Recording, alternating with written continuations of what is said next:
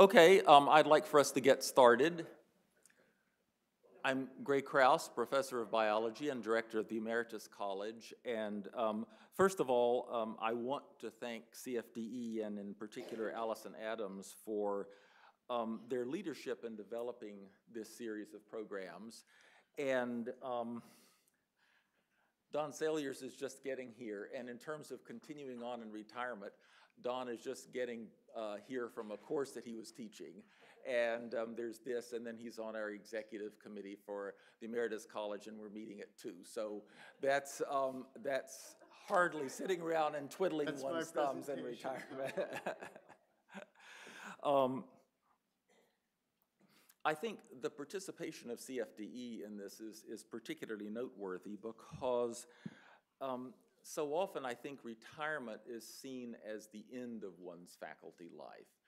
And yet CFDE, along with the Emeritus College, really has the vision that retirement is a transition in one's faculty life. And so faculty life does not end with retirement. There's a transition to another phase of one's faculty life. And already those of you who are thinking about retirement have gone through several phases in your faculty life. And so retirement represents another one of those and not an ending. And so I think that's why it's significant that CFDE is participating and sponsoring in this.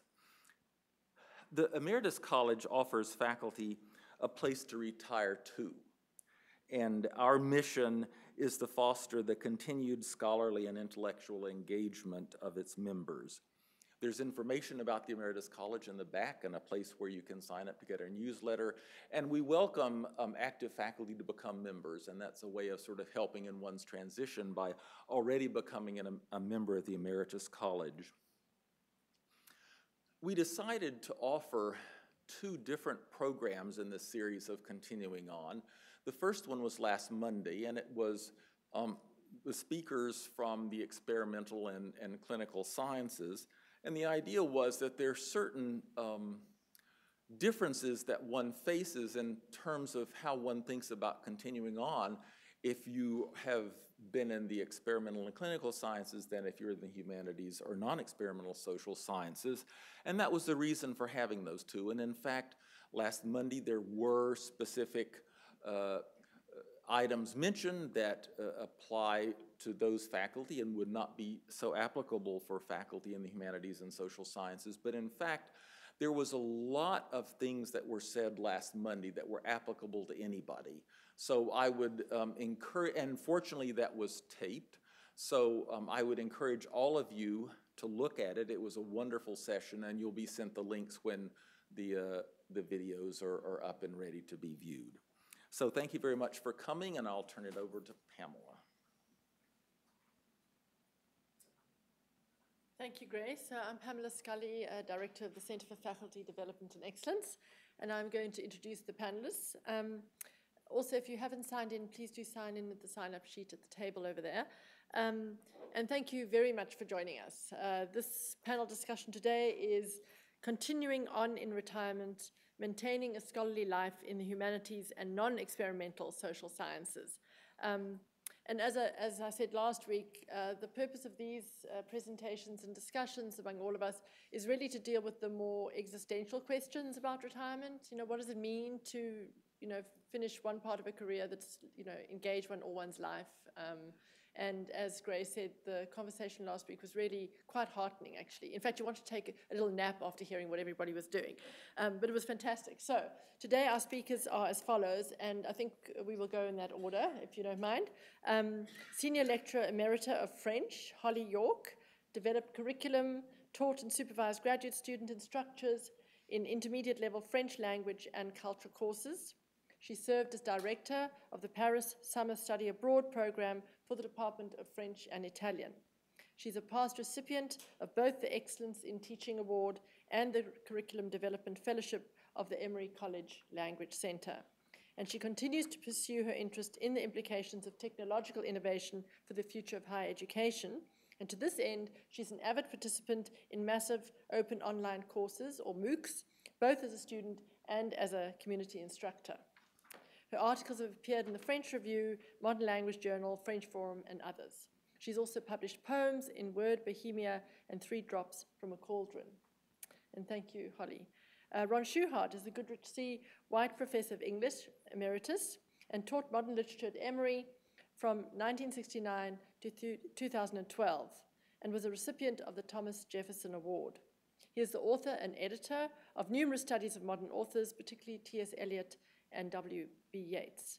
His Eliot's Dark Angel, OUP in 1999, won the Robert Penn Warren Cleanth Brooks Award for Outstanding Literary Criticism. And his The Last Minstrels, W.B. Yeats and the Revival of the Bardic Arts, OUP 2008, won the Robert Rhodes Prize. He's a former Guggenheim Fellow, and he's the founding director of the Richard Ellman Lecture in Modern Literature and of the T.S. Eliot International Summer School. He's presently a senior research fellow in the Institute of English Studies at the University of London and a fellow of the American Academy of Arts and Sciences. And finally, Don Saliers is William R. Cannon Professor of Theology and Worship at Emory University and was recently appointed Theologian in Residence at Candler School of Theology. He's a graduate of Ohio Wesleyan University, Yale Divinity School, with doctoral work at Cambridge and a PhD from Yale. And he served as president of the Society of the Study of Christian Spirituality and the North American Academy of Liturgy, from whom he received the Beraka Award in 1992. For many years, he directed the Sacred Music program at Emory and has been the organist and choir master at Cannon Chapel for 35 years, as well as artistic director of the Emory Chamber Players. He's written over 150 essays and book chapters and also published 14 books. The latest are Filled with Light from 2008 and Music and Theology in 2007. And of course, one has to say that he published A Song to Sing, A Life to Live in 2005 with his daughter Emily of the Indigo Girls. Each of our panelists will speak for about 12 minutes, and then we will have some time at the end future discussion and questions and answers. I think it's better if, when you're giving your presentation, you come up here, and Alison will keep time, and then for the conversation, we'll be there. Thank you so much. Holly, did you want to go last? I think it might work better if I went last. Do you mind going first and then Don? I just want to have Don going first since he just sat down. Okay, thank you. You're not a centrist, but you can go first.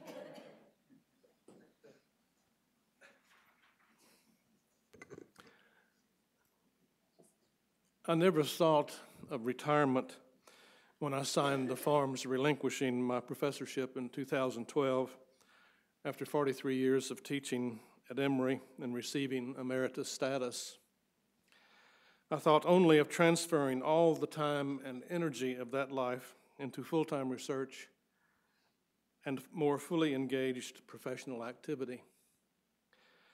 My decision to act at that time was motivated by the time demands of a large editorial project, an 8-volume critical edition of the complete prose of T.S. Eliot, commissioned in 2006 by the late Valerie Elliott for publication by the Johns Hopkins University Press, initially in a digital edition on its Project Muse website, to be followed by a print edition and an enlarged digital platform of Eliot's work.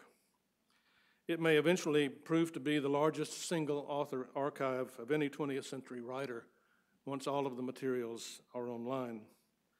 I am general editor of the project and co-editor of each volume, overseeing 7 co-editors. As most of the material has been restricted since Eliot's death in 1965, the commission came with a huge responsibility to produce the volume for scholarship in good time. At age 73, it quickly became clear to me that I could not continue to teach and mark papers at the same time if I hoped to keep the health and marbles required to get it done. I always thought that I taught for free and that I was paid for grading papers, so that made it easier to give up the classroom. So for the last 3 years, I have continued the collecting, dating, editing, and annotating of each item of Eliot's prose, over 750 uncollected and over 150 unpublished pieces of primary writing. 4 volumes are now online. The remaining 4 are well advanced. Hopefully, live by the end of 2017. I hope to continue with future manifestations of the edition until they cart me off to the funny farm, as it were. This edition would not be possible were it not for the Emory Center for Digital Scholarship. Since 2007, the then Beck Center, headed by Alice Hickox and now Sarah Palmer, and a succession of skilled graduate students and skilled SIRE undergraduates, they have created a complete electronic database of over 1,500 items with original images and RTF texts. We're still finding fugitive items in print. Over 200 items that are not in Eliot's bibliography have been found. All the completed texts that the editors submit to them are then marked up, proofed, and submitted to Johns Hopkins for production.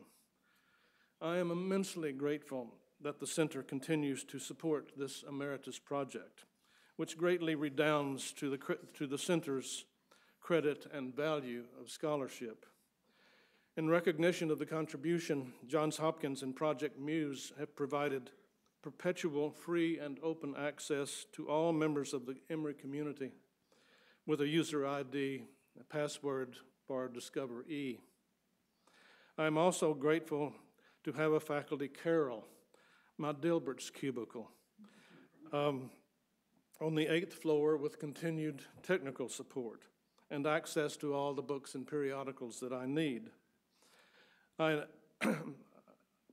need not to mention the camaraderie of a rogues gallery of emeritus researchers, all continuously at work on scholarly projects: Don Saliers, Bill Dillingham, Martin Buss, Brooks Hollyfield. Life is good up there. I am also co-editor of 3 volumes of the letters of W.B. Yeats, the Irish poet, my last volume of which will be published this year. But one cannot edit effectively all day, every day. And I have aimed to keep up an active membership in professional organizations that have meant a lot to me: the Modernist Studies Association, the Modern Language Association, and the South Atlantic Modern Language Association, to which I still give papers at their annual meetings. And I find that these connections generate invitations to contribute scholarly essays to their journals, which I do. Since I joined the MLA and SAMLA when I was in graduate school and have served on many of their various committees, I am a life member of each and pay no dues. We all have different visions and goals of retirement. Mine is of full engagement in scholarship and continued service to the profession and the university to the best of my ability and means. So I also keep up a participatory membership on several national and international editorial boards. I don't like to have nominal membership in any professional organization if I can no longer say I contribute. I stay active in the Grolier Club of New York, America's oldest bibliophile society, where we have staged 2 exhibitions of the Rose Library archives of Seamus Heaney and Ted Hughes, and through which other significant archives have come to the Rose, including the Raymond Danowski collection. Through active membership in the American Academy of Arts and Sciences for the past 3 years, I was fortunate last spring, with the assistance of Gary Hawk and President Wagner, who is himself a member, to persuade the Academy to convene here a digital humanities conference and the Academy's Lincoln Project, which brought to Emory the presidents of several southeastern universities to discuss declining state support of research in public universities and to examine the cooperative model of Emory and Georgia Tech. The Academy has invited me to participate in other of its scholarly projects in the humanities involving Emory. As a senior research fellow at the Institute of English Studies at the University of London, I give a lecture each year and consult on the graduate curriculum. As the former director of the Yeats International Summer School in Ireland and founder-director of the T.S. Eliot Summer School in London, I lecture and conduct a one-week seminar for each of those each year. I try to accept challenging keynote addresses. In the last 2 years at King's College London, Marbach and Heidelberg Universities in Germany, Baylor University in Texas. At home, I try to participate in the Rose Library in any way that I can through exhibition and magazine contributions, suggested acquisitions of new authors, occasional lectures, and Twelfth Night, to help with the Elman lectures, and to honor the requests of colleagues who invite me to visit and talk to their classes and seminars. I'm still involved in an Emery project providing computer labs to 2 schools in Kenya in memory of the late George Brumley, the former head of pediatrics at Emory Medical School, and many members of his family, killed in a plane crash into Mount Kenya in 2003. The schools where my wife and I taught for 3 years in the 60s, in the first wave of what became the Peace Corps, are now among the top schools in the nation. Numerous Emory faculty and staff have participated in this project. Life is short. For me, I want to keep the calendar full. All of these activities keep my scholarly plate full. Thank you very much.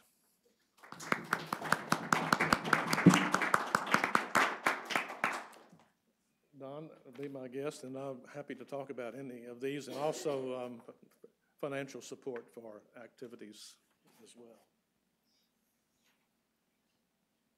One of the deepest pleasures of retirement is that you get to know colleagues that you haven't known because you've been in too many committee meetings that have isolated you from people. I mean, for you, Ron, and getting to know you and the scope of your work, I mean, the Elman legacy alone, Dainu, it would have been enough, but all the other things. So we learn from one another in retirement and have that space and time, hopefully, that cause a deeper sense of the music of appreciation. And so if I am searching for an image of my retirement, which isn't retirement, I mean, you saw me rush in from a class that I'm teaching, it would be a labyrinth, walking the labyrinth. Just as I turned that last turn in the labyrinth and thought that I was heading home, it reversed itself and did other things and met other people going in other directions. And suddenly I realized that this is not the end, but in some sense the beginning. And Eliot is right, trying to get to know the place where I started for the first time, perhaps. Or better, for me, music hurt so deeply that I become the music, you become the music. But then on the other hand, it feels something like jazz, finally, at last. Being able to play and to improvise with the things that have been given to us. So maybe I want to leave you those 2 images, at least about my experience. Now, everybody's retirement is distinctive, particular, but I think there are touchstones. And those 2 images are helpful because each of us have been, in some ways, through our teaching and scholarly careers, on a kind of labyrinth walk. There are goals, and there seems to be a distant arrival point, but then there are the great turns and twists and surprises. And I think retirement allows us to have some distance on that and to motivate us to keep the movement going. But the jazz thing I really like because, as some of you know, I am a jazz musician and a classical musician. So what I'm going to share with you are just some things that sustain me.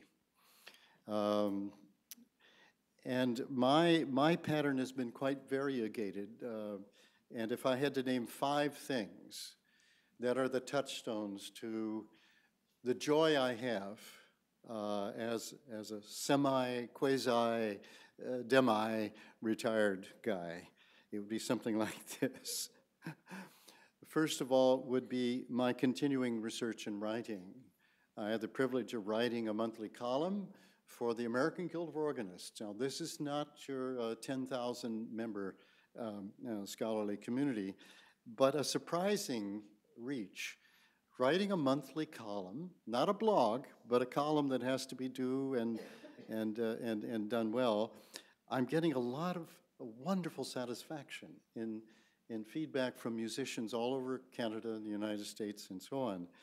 So my continuing research and writing, including a book on musical interpretation of the Psalms, and some other things are just deeply satisfying. I feel finally at this stage in my life I've got something to say that might be worth hearing. So that is a huge satisfaction for any of us who can and have the ability, and I have the health and the ability to continue to write and communicate. But that's coupled for me with my particular commitments to church and civic communities. So I'm doing a lot of work out in churches and synagogues sometimes, doing hymn festivals, and meeting people in various parts of the country, getting acquainted for the first time in some ways with all the subcultures in this country, mediated through the instrumentality of the churches and the ecumenical work there. But also working in a food pantry where you meet another kind of clientele. And this is part of our retirement that I think we should not neglect, namely having associations with persons that the academic life has not allowed us to have, at least the time. And I think that's contributing to the way I think in a way that I couldn't have. Now being churchly involved and being in the seminary, of course, has always put me into contexts where people are working together. But I think now there's a sense of both distance and intimacy that is connected with those connections. But obviously for me, music, the fact that I continue to work with such wonderful musicians here at Emery and beyond is a huge part of my retirement. And I think, like cross-country skiing, you can do it till you're 96 if you're a Norwegian. You can continue something like music, or maybe it's just walking. Maybe it's just a Mary Oliver style of paying attention. If that isn't present in our retirement, then we are diminished. So for me, it's been the musical involvement. And at long last, at this late stage in my life, I have a Steinway A in my own house. And so at night I come home, and there she is, waiting for me to improvise. That gives me a kind of pleasure that is both sensual and intellectual. So I like to think of that jazz metaphor as being important. Can we now, at this stages of our life, improvise on the materials that have been given to us? And see and hear something fresh. Teaching, yes, I'm fortunate, and some of you are fortunate, I know, to continue the teaching in both a formal and informal way. In a way, I think retirement gives us a chance to do more informal teaching, perhaps than formal. Although Richard Patterson and I just ran from a course that we're doing that is wildly experimental. I'm reading in neuropsychology now, and neurophysics, and in ways that I never had before. We're teaching a course on music, the brain, and emotion. And so I'm just bedazzled by the new stuff that's coming out in study of brain and music. So teaching at Emory, but also in an organization called the Academy for Spiritual Formation, which puts me in touch with clergy and lay people from around North America. But another point is family. 5 grandchildren, for heaven's sakes. Starting my education again, all over, and recapitulating, phylogeny, recapitulating ontogeny, etc., or whatever it is. So I'm continuing and developing, I work in poetry.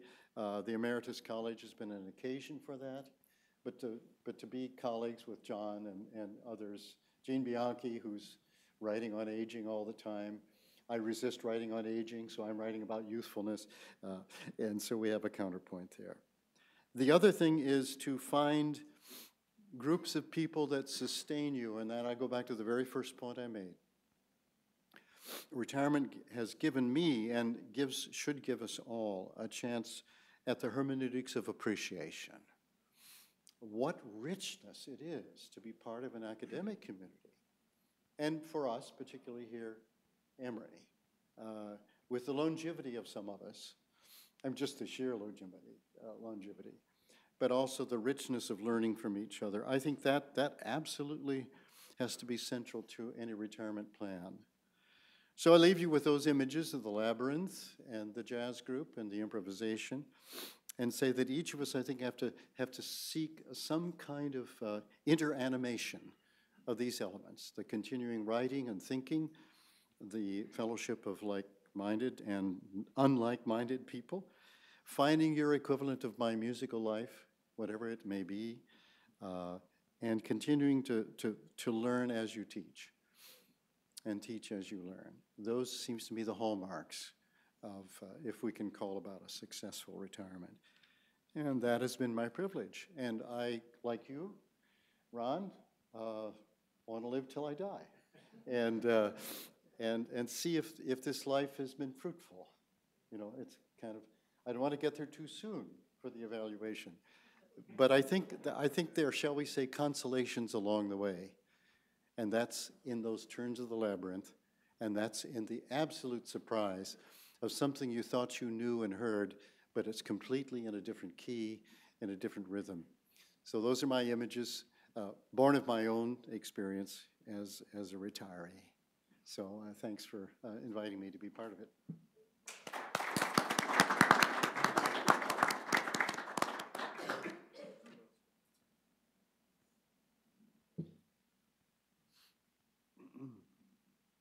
I'm convinced that I was invited here to give the example, to show the perspective of someone who actually knows what it means to cut back and actually has retired.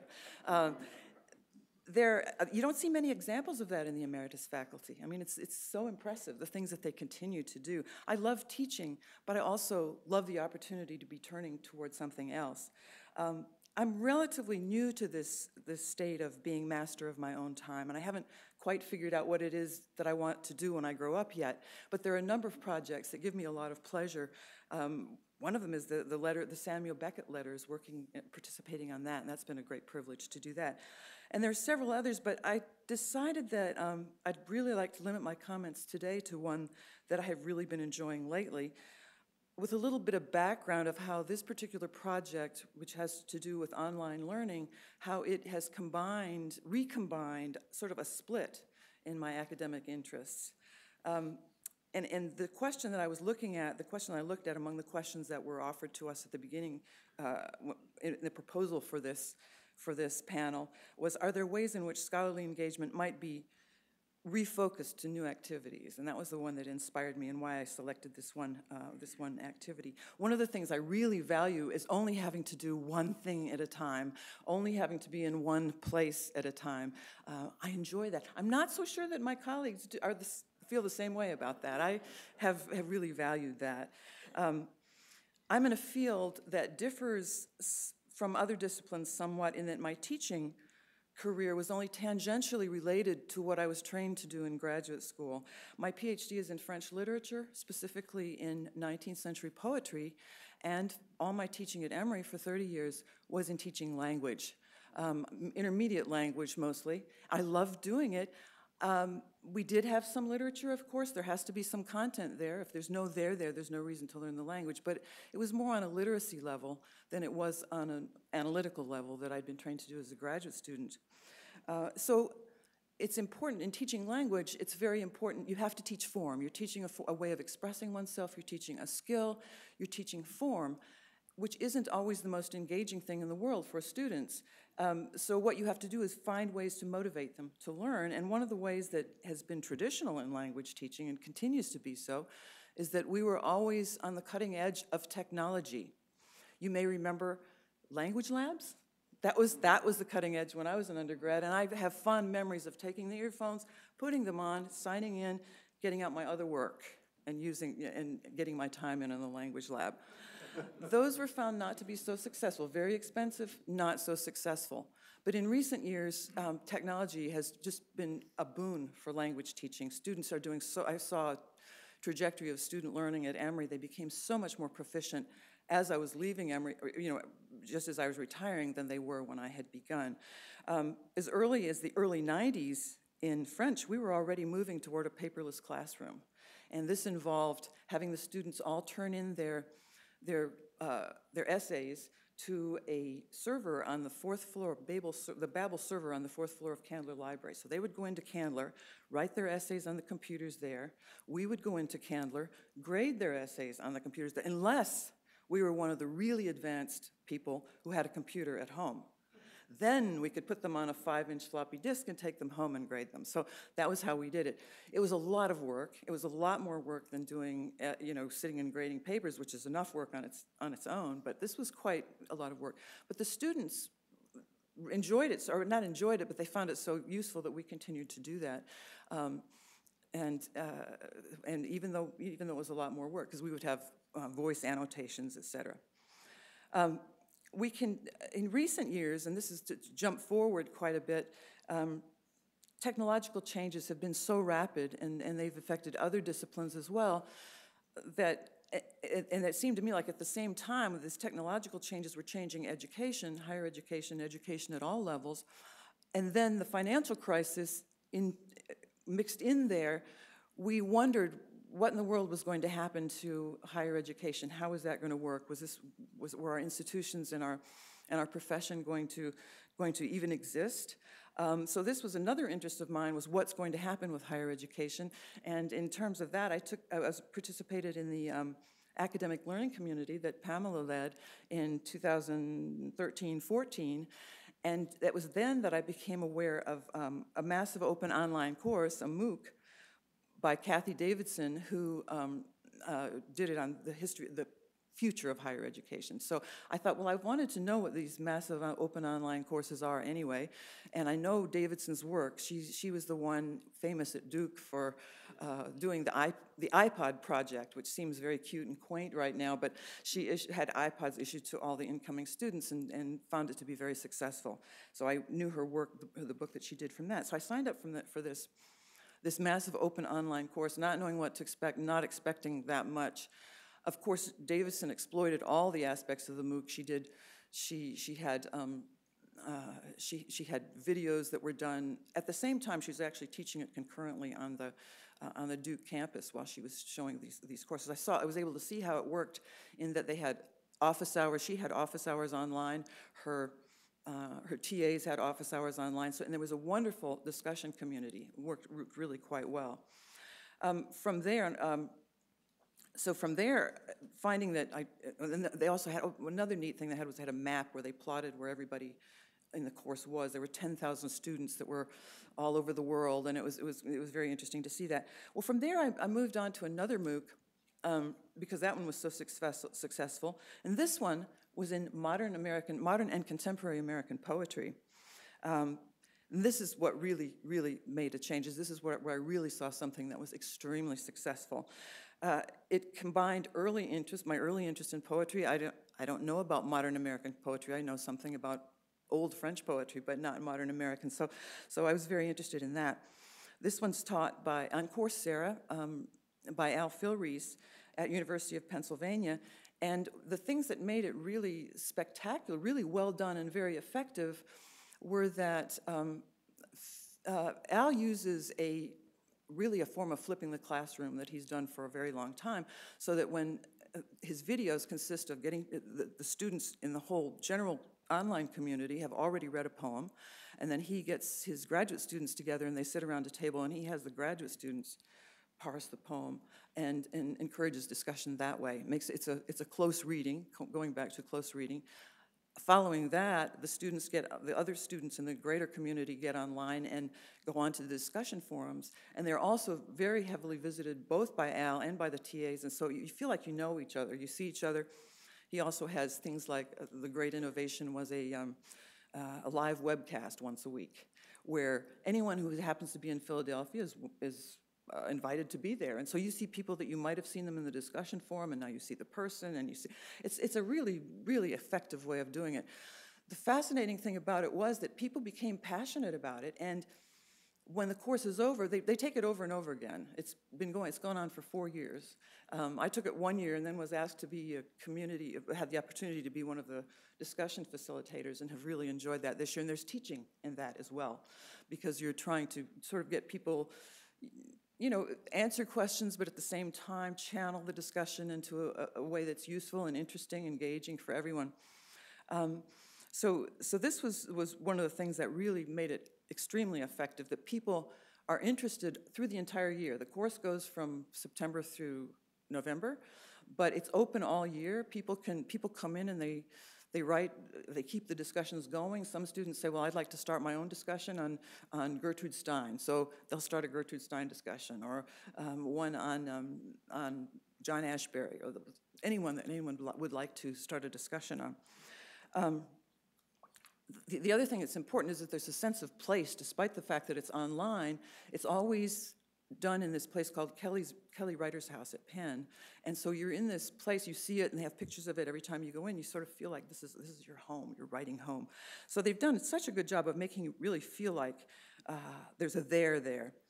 The final thing that really made it fun for me was that there is a poetry sandbox where anyone who is interested, who wants to write poetry, can submit poems there, and they'll get feedback from other people who are participants who also submit their own poems. And it was from that, the feedback, and from playing with all of that, and it's very constructive, very constructive and very supportive feedback at the same time. And this has got me really interested in writing poems again, which is something that I hadn't done since I was 9 years old. So this was a huge surprise. I don't know where it's going to take me from there, but I know it's writing more poems. But I know whatever it is, I'm only going to do one thing at a time.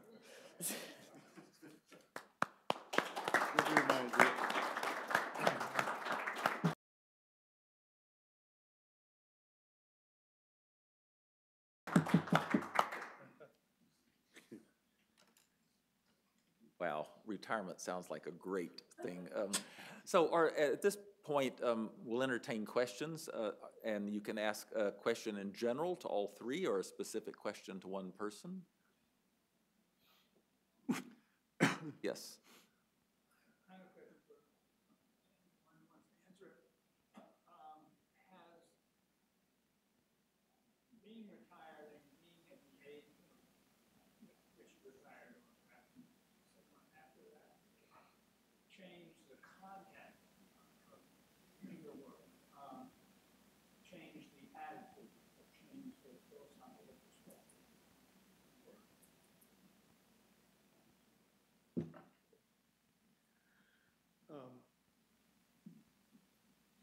I think the work is better because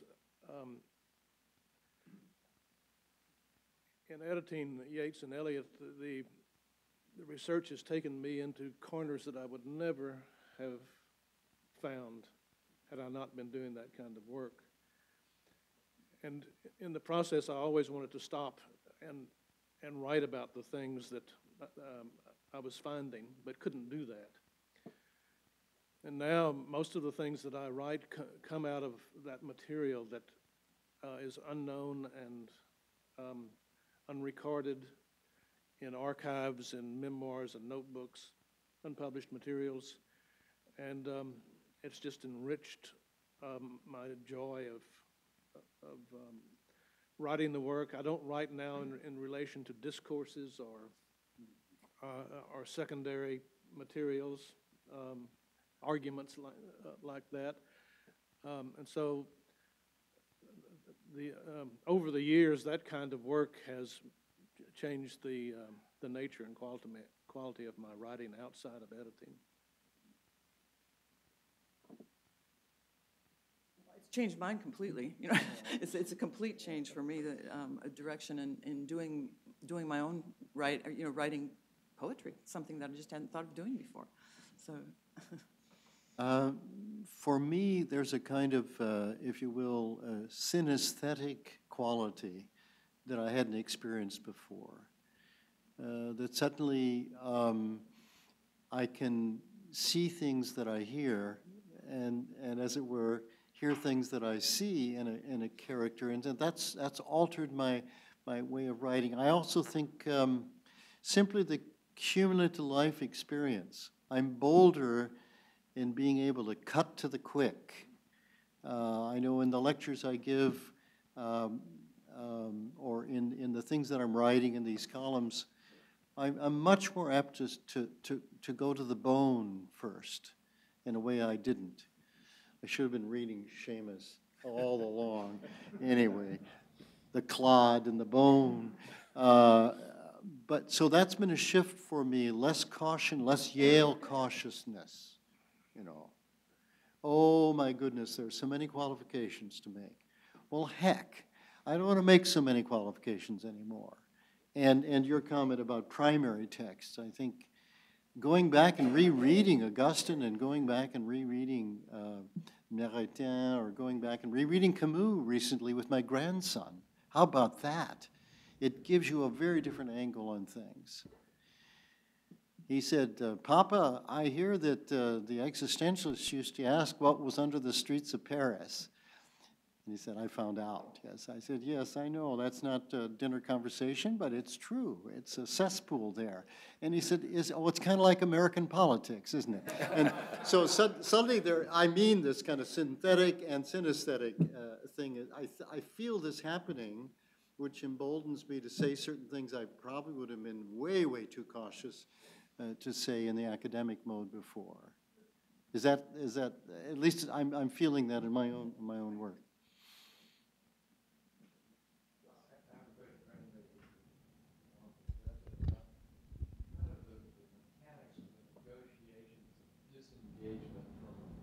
Full-time faculty member. I mean, I think I remember Bill Dillingham turning 65 and walking out of the building and going over to the library and starting, he didn't mess around. And there weren't any preset deals that you could work. But I'm just curious how easy or hard it was to disengage from, the activities in collegiality that you experienced. Well, I'm still here nearly every day, and I haven't disengaged myself from the university. I have from the department and from teaching, and I miss that to a certain degree, but as long as I'm still part of this university and able to draw on its support and resources for my work and see all of you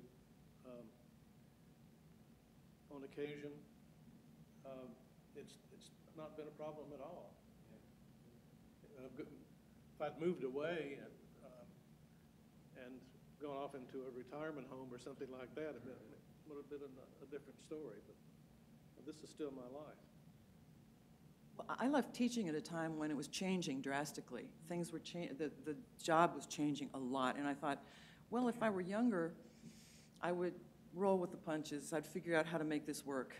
But it was turning into something that wasn't, I felt like I hadn't signed up for, just the forms of it or how it was done. It was not really what I thought I'd signed up for. So for that reason, it was kind of a sort of passing the baton kind of thing. I thought, I looked at all the young graduate students thinking, there are a lot of people that need a job and are really much more up with what's going on right now than I am. When I was asked to come back to this hyphenated position, I love the hyphens, theologian hyphen in hyphen residence. It's quite distinctive. It's I made one condition clear. I said, no, excuse my French, damn committee work. I cut the chicken at the joints right there, and I don't go to any committees. And what a relief it is. And so that's just one sort of feisty part of my the disconnection. But, in a way, it's disingenuous. I enjoy the fruits of companionship and working and teaching without that structural maintenance stuff that we get paid for along with. So, for me, that was my decisive thing, even though I'm back in the environment that's very familiar to me. I think it varies from department and division. It'd be interesting to hear about the research. I want to see the video with our research scientists, because it seems to me they have to stay closer to where facilities are and work like that. But for me, the big heavy burden was the committee work. And, you know, I think it does vary among people and the things that they experience in retirement. Steve Nowicki has been very good about talking about the process of retirement and what one goes through. And as a psychologist, he looks at it from that standpoint. So he was one of the speakers last Monday, and it's worth hearing him then. The Emeritus College is sponsoring a retirement seminar later this spring, and you'll get an announcement about that, in which Steve will be the whole speaker, and he will be talking about retirement and looking at sort of phases of one's life and how he sees each of those phases having an end and then a new beginning. And so he views retirement in that context. So it's well worth coming, because he has, I think, a lot of insight on sort of the things that a number of people experience in looking at retirement. And his idea is certainly trying to phase that in the sense of, you know, rather than closing the door, starting well before you close the door. But anyway, that's coming up later. But you can get a taste of him by looking at the video from last Monday. Hopefully it'll be up next week. We'll send out a link. I just on this score, I think coming to terms with diminishment of our agency is really critical here. And so I think I'd want any of us who are retiring to stay in touch with people of disability as anticipatory work on our own eventual diminishment. I think that's a huge issue for many of us. I mean, I am a case in point, healthy, some marbles left and stuff like that. But I do think with that in the mix, it keeps a kind of principle of realism about mortality. And I think we need a secular version of the old ars moriendi to keep diminishment and ahead of us and death without being morbid and using it as insight. I know that's a little bit, that in a way, it's more like accepting where we are in the life scheme. And I'm sure Steve has some points about that. Other questions? Do you try to, Ron talks about it, and Don, I guess you're kind of really always doing your own thing. It seems like my discipline's going by so fast I can't keep up with it. So you're saying working with the primary sources or so forth. Yeah, and it's kind of the ideas that I write about and so forth are considered old-fashioned. So Oh, yeah. I'm trying to come to grips with that inability to keep up, or sometimes sounding like a broken record. How is this something that's true, and how do you deal with it? Oh, you speak truth, sir. I mean, just the rapidity. I mean, as someone said, we're changing direction and velocity here at the same time. And no, there are times when I really have to confess to you, colleagues, that I'm in kind of despair about my inability to catch up in my graduate students. I still have a few. I'm on the committees. They're so far ahead of me in terms of what's au courant that I just have to sort of be careful not to presume. On the other hand, I want them to know that there are certain things that they haven't thought about that are located in literature that isn't au courant. So I don't know. Peter, I'm throwback, maybe. When I started this Eliot edition with Faber and Faber, it was to be a print edition. And then Faber and Faber had not had good years, and they decided that they would give the rights to Johns Hopkins for an online edition. Well, this distressed me because I'm a print man, and to think that all of this work was just going to be online initially was distressing. But now it's been one of the joys of my life. I'm so glad that it went online, because Faber was only going to do 1,500 copies of it, and it'd be in that many libraries. Now over 250 research universities subscribe to this edition all over the world, and I constantly get emails from people around the world about how much this has meant to them and asking me questions that I have sometimes difficulty answering. But last week I got an email from a woman in the Ukraine who is writing a dissertation on Eliot, and she has access through the Free University of Berlin. And she found an error in one of my notes.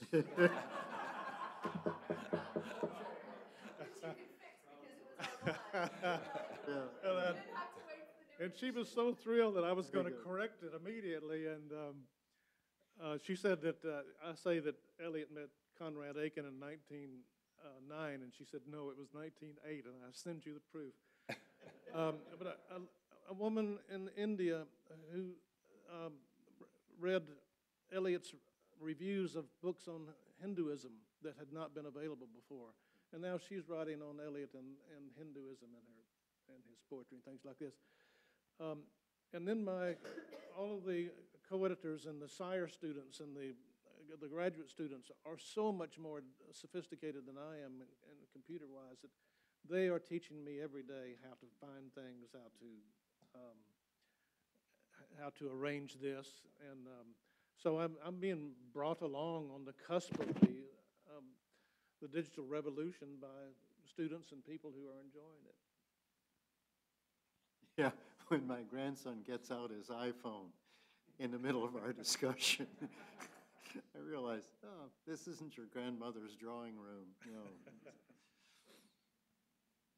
Yeah, one thing I would add, of course, I think that concern about the currency of one's knowledge applies maybe particularly in the sciences. And so last Monday, Al Padua spoke to the fact that one of the things motivating his retirement, in addition to difficulty of getting funds and difficulty of getting funds related to the fact that the style of organic chemistry he was doing was somewhat getting out of fashion compared to other things. And so that happens, and in a way that can present new opportunities. I mean, so maintaining a scholarly and intellectual focus doesn't necessarily mean in the same areas that you used to. So Marilyn McKay, who was one of the speakers last time, was in dermatology, chair of dermatology, so forth. She still does a little bit of clinical work, but now she's a theater reviewer. And she goes to something like 60 plays a year and writes reviews of those, and that's a new activity for her, and she finds it enormously fulfilling and enjoyable. So I think one doesn't have to take the idea, well, if I'm going to maintain a scholarly and intellectual life, it has to be in the same field that I was in, that I've been trained for. It really can represent an opportunity to sort of refocus. I mean, after all, if your intellect is still there, you can do new things with it. You don't have to continue doing the things that you used to. You know, as an active faculty member, that's a lot harder.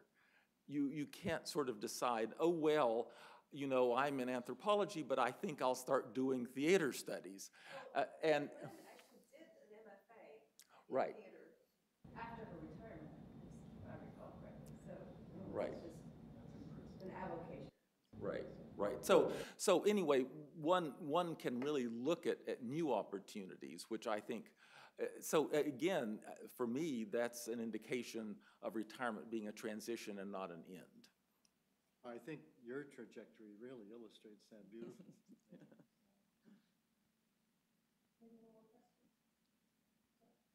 Well, just a comment. The joys of being retired is that not so much the idea that I can focus on one thing at a time, and that's been very valuable, and I want to do that. But also, it seems to me wonderful to be assaulted on all sides, from all quarters, with all kinds of new information that my narrow specialty prevented me from exploring before when I was working in literature. You know? And in that line, the internet is a huge and wonderful resource, unimaginably rich. And if you have curiosity on the spur of the moment, you want to find out more about DNA and how it works and so forth, you can follow it along. You follow it down as far as you want to go. You can do online courses. The internet, it seems to me, the friend of any retiree. This is a way of continuing your education. And in this connection, I would quote Gretchen Schultz, a colleague, also a retired member of the Emeritus College from Oxford College. She says, retiring is like the chance to go back to school again. And that's her favorite thing in the world, being in school. I think along those lines, with my experience with all of these MOOCs, the surprise was that it's such a vibrant online community and that such a varied community, age-wise. I mean, there are people of, you know, from 9 to 90, and who can say interesting, significant things when you've read the same books, and wonderful insights from people all over the world. It really, I've just been amazed at the quality of the discussion. And you don't know who these people are necessarily. I mean, you might sometimes, you don't know who they are, and it's kind of nice in a way, not knowing who these people are. At the risk of embarrassing myself, but Don, coming from the School of Theology, and opened up the store a little bit, is there any room in retirement for developing your spirituality?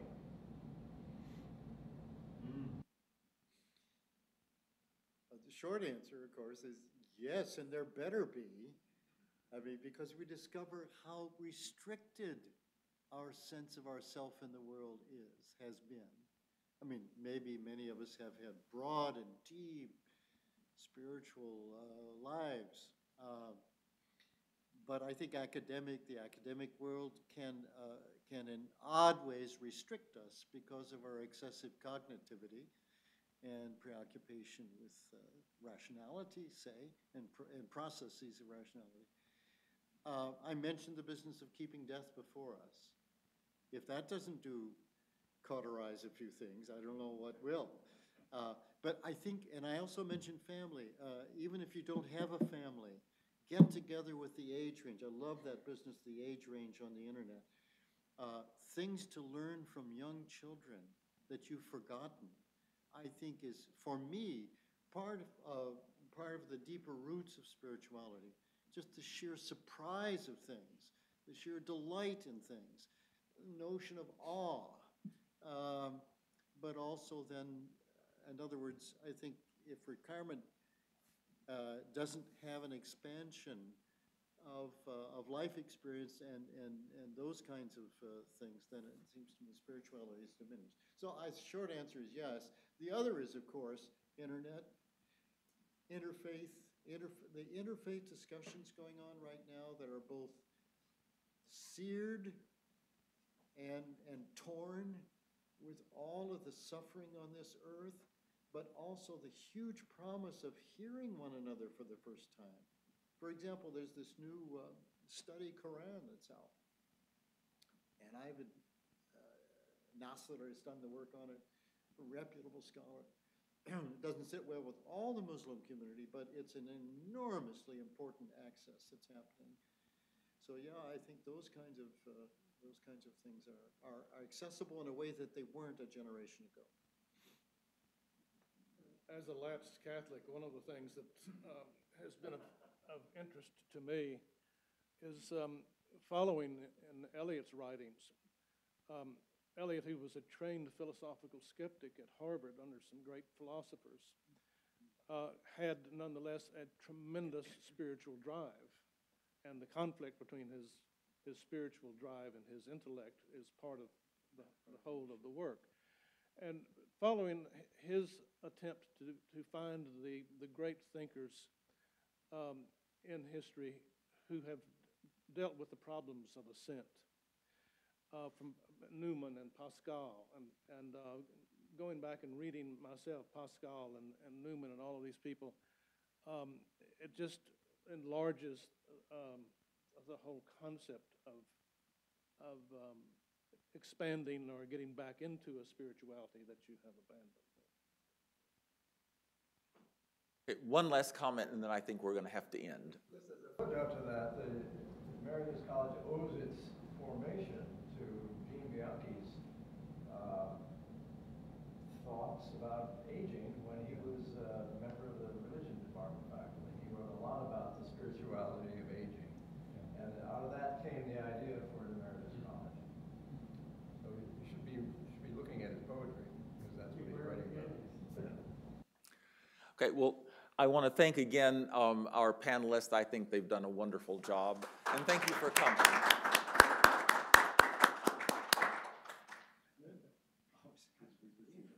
I'm not up in the bunker so much. They gave me a little teeny office over in Canada. So, but Brooks is up there hammering away. Oh, yeah. and dear Martin Buck.